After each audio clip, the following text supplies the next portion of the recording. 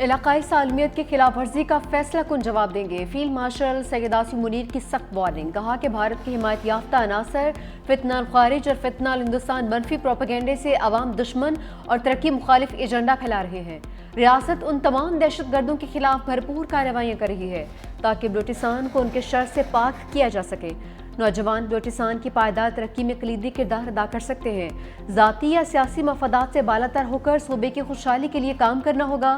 پاکستان خطے میں امن و استحکام کو خواہاں ہے، عوام کے جان و مال کا تحفظ یقینی بنایا جائے گا۔ بلوچستان پاکستان کا فخر ہے جو باصلاحیت محب وطن اور پرعزم عوام کی سرزمین ہے۔ لوگ صوبے کا اصل سرمایہ ہیں۔ بلوچستان کی بے پناہ معاشی صلاحیت کو عوام کی بہتری کے لیے بروئے کار لانا وقت کی ضرورت ہے۔ فیلڈ مارشل نے سول سوسائٹی کے تعمیری کردار، خصوصاً نوجوانوں کو بااختیار بنانے کا کاوشوں کو بھی سراہا۔ فیلڈ مارشل سے جی ایچ کیو میں 17ویں نیشنل ورکشاپ بلوچستان کے شرکاء کی ملاقات، صوبے کی مجموعی صورتحال پر بات چیت۔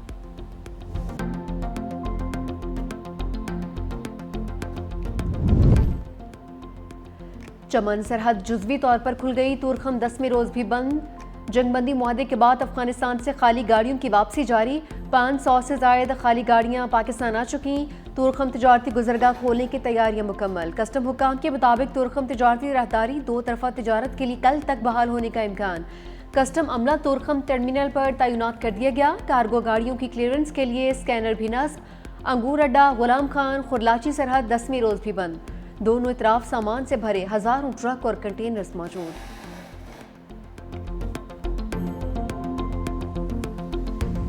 معاہدے میں واضح ہے Afghan Taliban T T P کو کوئی سہولت نہیں دیں گے۔ وزیر دفاع خواجہ آصف کا دو ٹوک اعلان، کہا ترکی اور قطر نے بھی زور دیا کہ افغان سرزمین سے ٹی ٹی پی کی کارروائیاں بنیادی تنازع ہیں۔ معاہدے میں واضح طور پر بیان کیا گیا کہ کوئی در اندازی نہیں ہوگی، پاک افغان جنگ بندی کے لیے وقت کی کوئی حد مقرر نہیں، خلاف ورزی نہیں ہوتی تو جنگ بندی معاہدہ موجود ہے۔ مزید بولے مذہب کے نام پر جتھے کون تیار کرتے رہے سب کو پتہ ہے، پاکستان میں کسی بھی ایسے جتھوں کو برداشت نہیں کرنا چاہیے۔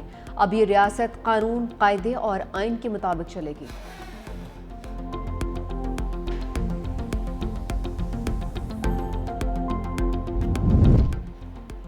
مدارس اور مساجد کے امور میں کوئی مداخلت نہیں ہوگی۔ وزیر داخلہ محسن نقوی کی علماء کرام کو مسائل حل کرنے کی یقین دہانی، فوکل پرسن فری کین کے درمیان رابطے کے لیے ہر وقت موجود ہوگا۔ محسن نقوی کی مفتی منیب الرحمان کی رہائش کا آمد، مفتی منیب الرحمان کے سربراہی میں علماء اہل سنت سے ملاقات، ماضی قریب میں رونما ہونے والے واقعات پر تفصیلی گفتگو۔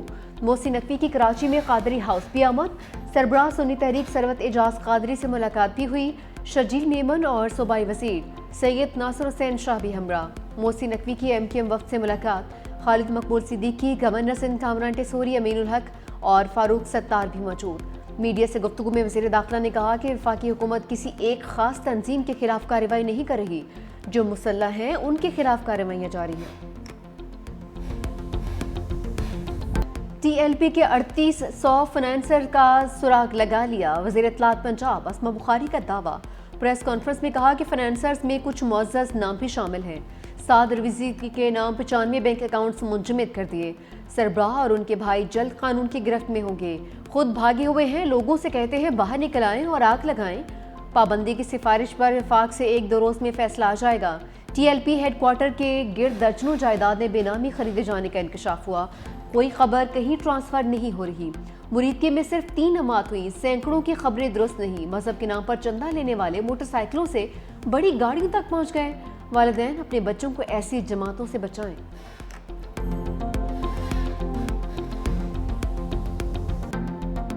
سہیل بزدار لگایا گیا ہے، دنستہ لگایا گیا ہے، سوچ سمجھ کے لگایا ہے۔ کم عقل اور بچگانہ سوچ والا بندہ لگایا جائے، اپنے بانی کو خوش کرنے کے لیے بیانات اور اس طرح کے ڈرامے کرے۔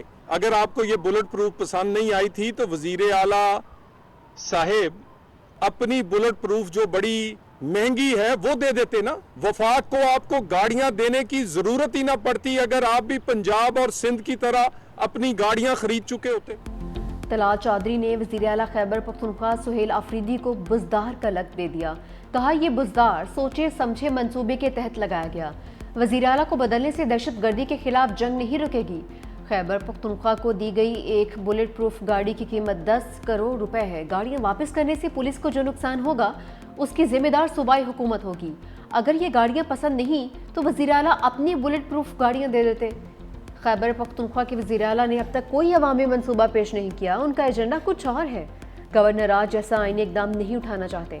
वज़ारत दाखिला TLP के मामले पर काम कर रही है।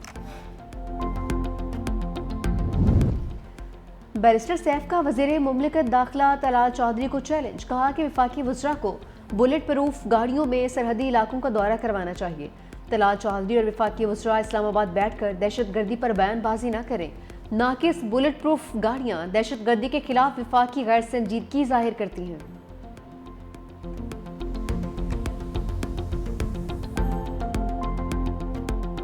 कि जो गाड़ियाँ दी गई थी वो शायद UN की पहली इस्तेमाल में कोई गाड़ियाँ थी जिस पे KPK की हुकूमत ने यह समझा है, और मेरा ख्याल है उनके एक्सपर्ट्स ने ज़रूर ये कहा होगा कि उनकी जो रिक्वायरमेंट है या पुलिस की जो इस्तेदाद बढ़ाने के लिए हम अपनी गाड़ियाँ जो प्रोवाइड करते हैं ये उसकी कैपेबिलिटी वो नहीं थी, इसलिए उन्होंने ये फैसला किया कि हम इसको वापस करेंगे।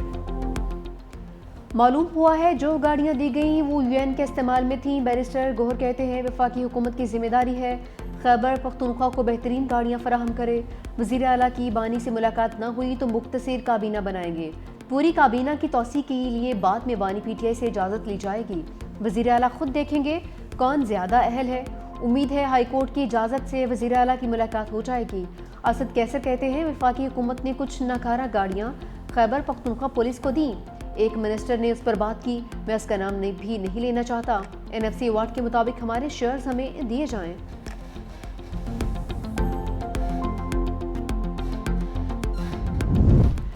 सियासतदानों को चाहिए फील्ड मार्शल सईद आसिम मुनीर के होते रूल्स ऑफ गेम तय कर लें। मुशीर वज़ीर आज़म राना सनाउल्लाह की 365 न्यूज़ के प्रोग्राम हेड ऑन में गुफ्तगू।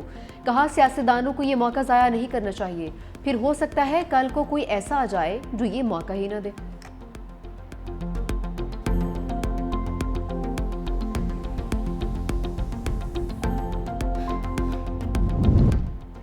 ज़मीन लरज़ उठी, मुल्क के कई शहरों में ज़लज़ला। इस्लामाबाद, रावलपिंडी, सवात, मनसेहरा, मलकन और बटग्राम में ज़लज़ले के झटके।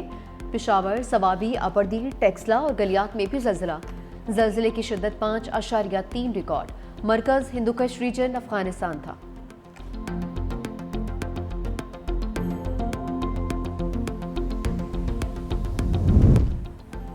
सेमी कंडक्टर पाकिस्तान के मुस्तकबिल और नौजवान नस्ल का मंसूबा है। वज़ीर आज़म शहबाज शरीफ कासिम इस्लामाबाद में कौमी semi conductor programme inspire initiative का इजरा कर दिया। कहा सेमी कंडक्टर का मंसूबा इंतहाई अहमियत का हामिल है, नौजवानों को मज़ीद आगे लेकर जाना है। सेमी कंडक्टर और AI पर अबूर हासिल करने वाली कौमें ही दुनिया पर हुक्मरानी करेगी, यही मुस्तकबिल है। मज़ीद कहा कि FBR मुकम्मल डिजिटाइज हो चुका, कैशलेस मईशत पर तेज़ी से काम जारी है।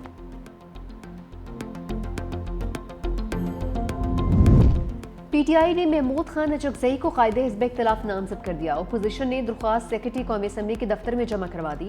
चीफ व्हिप आमिर डोगर, असद कैसर और दीगर रहनुमाओं ने दरख्वास्त जमा करवाई। आमिर डोगर बोले 74 अरकान असम्बली की दरख्वास्त के साथ दरख्वास्त जमा करवाई है। अपोजिशन लीडर का ओहदा खाली नहीं रहना चाहिए, स्पीकर जल्द नोटिफिकेशन करें।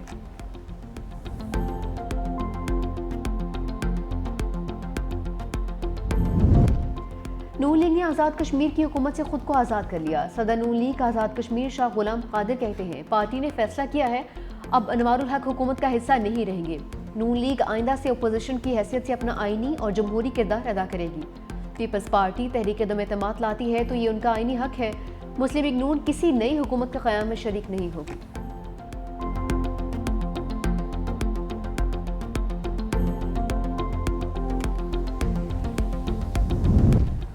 अमरीकी सदर ट्रंप का एक बार फिर पाक भारत जंग रुकवाने का तस्करा। व्हाइट हाउस में खिताब करते हुए कहा कि मैंने अब तक 8 जंगें ख़त्म करवाई, ज़्यादातर जंगें तिजारत के जरिए रुकवाई।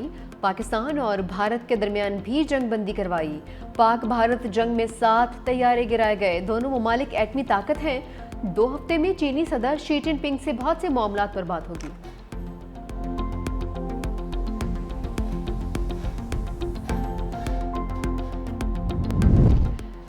तहरीक तहफ़्फ़ुज़ आईन पाकिस्तान के नाम से सियासी इतिहाद की रजिस्ट्रेशन मुअम्मा बन गई। इलेक्शन कमीशन में सियासी इतिहाद की रजिस्ट्रेशन की दरख्वास्त पर समाअत। تینوں درخواست گزاروں نے درخواست سے لا تعلقی کا اظہار کر دیا۔ ممبر پنجاب نے کہا کہ ہم نے خود سے تو نوٹس جاری کیا نہیں، کسی نے تو درخواست دی ہوگی۔ درخواست ہمارے پاس پاکستان امن تحریک کے لیٹر ہیڈ پر آئی ہے، اس درخواست کا فرانزک ہونا چاہیے۔ اگر غلطی سے درخواست دی ہے تو معافی مانگ لیں، درخواست دی تھی اور اب ڈر گئے ہیں تو واپس لے لیں ورنہ کارروائی ہوگی۔ درخواست گزاروں نے ہاتھ سے لکھی گئی درخواست جمع کرواتے ہوئے ابتدائی درخواست واپس لے لی۔ مصطفیٰ نواز کھوکھر نے ریکارڈ کی فراہمی کے لیے درخواست دائر کی، کہا کہ ایک اپوزیشن اتحاد محمود خان اچکزئی کی قیادت میں اسی نام سے قائم ہے، لہٰذا ای سی پی کو یہ درخواست منظور نہیں کرنی چاہیے۔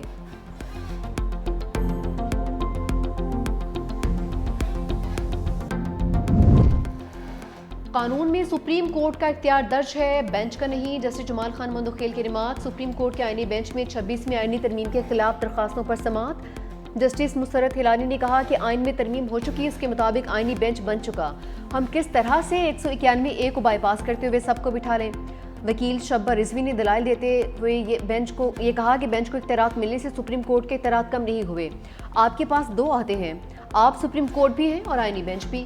کنفیوژن یہ ہے کہ عدالت کی جگہ بینچ کا نام ڈال دیا گیا ہے۔ جسٹس جمال خان مندوخیل نے کہا آپ شاید یہ کہنے کی کوشش کر رہے ہیں کہ بینچز کا اختیار نہیں، فل کورٹ کا ہے۔ جسٹس محمد علی مظہر نے کہا کہ رول میں فل کورٹ پہلے بھی نہیں ہوتا تھا، ماضی میں ماسٹر اور فروسٹر کے مطابق فیصلے ہوتے تھے۔ جسٹس امین الدین خان نے کہا آپ کہہ رہے ہیں کہ ہم ان ججز کو اختیار دیں جن کے پاس قانون کے مطابق اختیار نہیں۔ وکیل شبہ رضا رضوی نے موقف اپنایا کہ 191A کو آئین کی دیگر شقوں کے ساتھ ملا کر پڑھنا ہوگا۔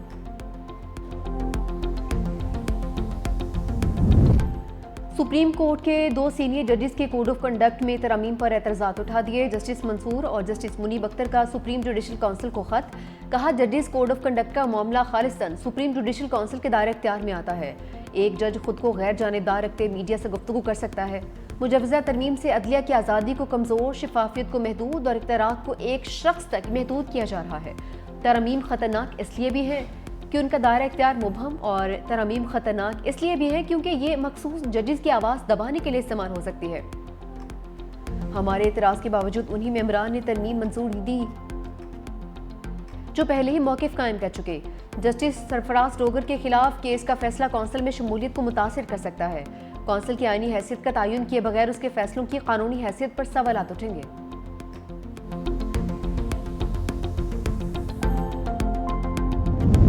اسرائیل کے جنگ بندی معاہدے کی مسلسل خلاف ورزیاں، غزہ سمیت مقبوضہ علاقوں پر حملے، 4 فلسطینی شہید، حماس نے ایک اور اسرائیلی یرغمالی کی لاش حوالے کر دی، مزاحمتی تنظیم اب تک 13 یرغمالیوں کی لاشیں واپس کر چکی۔ اسرائیل کی یقین دہانی کے باوجود رفح بارڈر تاحال بند، امدادی ٹرکوں میں لمبی قطاریں، فلسطینی خوراک اور کھانے پینے کی اشیاء سے محروم۔